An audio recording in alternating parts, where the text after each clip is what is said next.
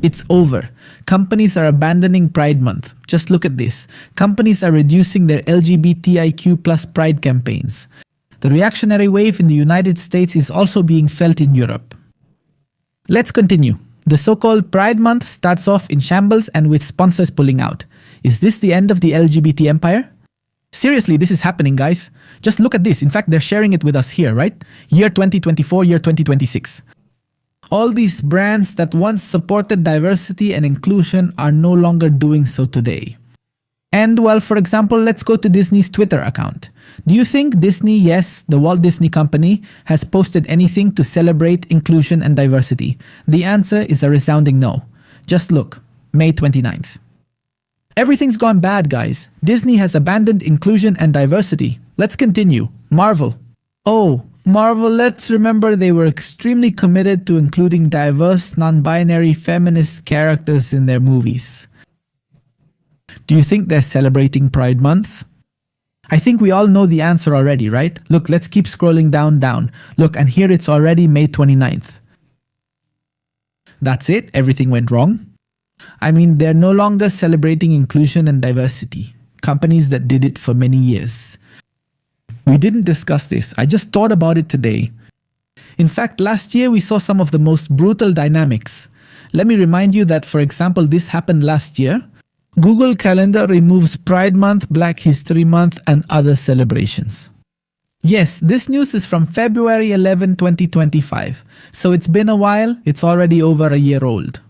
But still, it's interesting to see how something is changing, something is happening. In fact, look at this. Brands are reducing their LGBTQ activism for Pride Month in 2025. Yes, 25, but well, this year has gotten worse.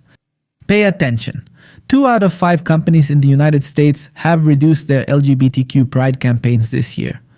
2 out of 5 companies have said hasta la vista, baby, okay?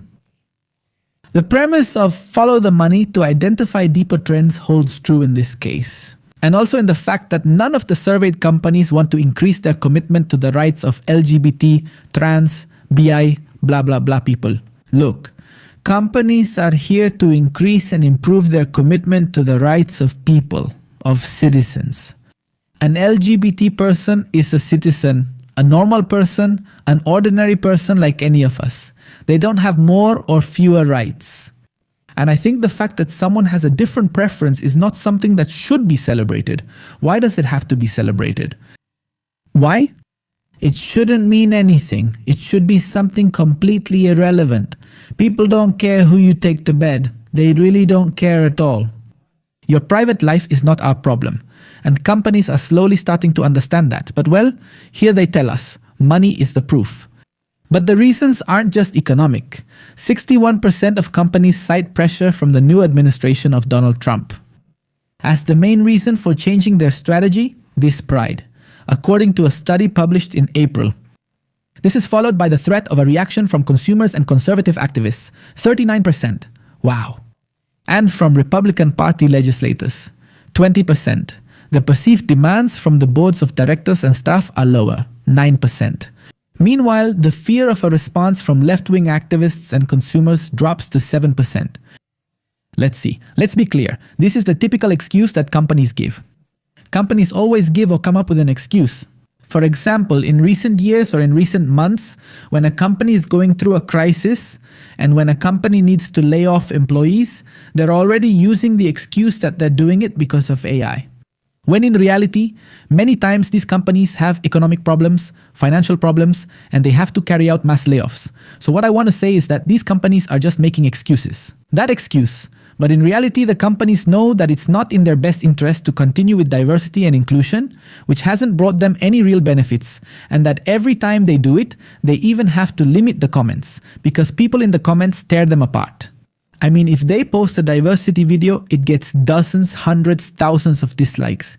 Just imagine that. But anyway, here they tell us that in his first week in office, the President of the United States signed an order in the federal government to end all diversity, equity, and inclusion policies and programs, known by the initials DEI, and the decision means cutting funding for those policies that Trump considers discriminatory, because objectively speaking, they are. And well, Here they also tell us that Trump believes these diversity policies go against meritocracy. Very true.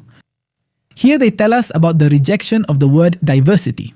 As someone who works as a freelancer, I notice it in the number of projects I'm getting this year in comparison. Last season, starting in March, I was working non-stop until almost August, but this year things are much more relaxed.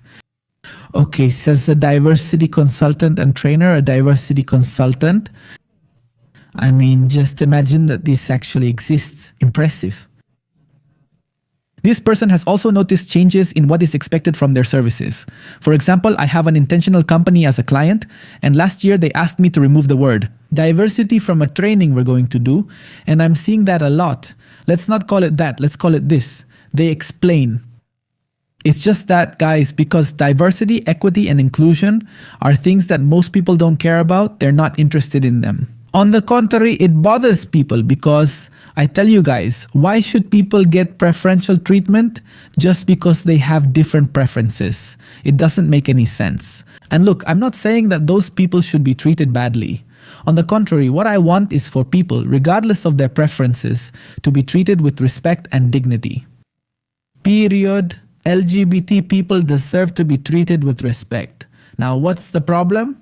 The thing is, what many of these people are looking for is to be given reserved spots at companies. It just doesn't make sense. So I'll tell you what's been happening in recent years, especially since last year, is that companies they're saying, you know what, goodbye, it's over. We're not going to continue with diversity and inclusion, which on top of that has brought them a lot of problems.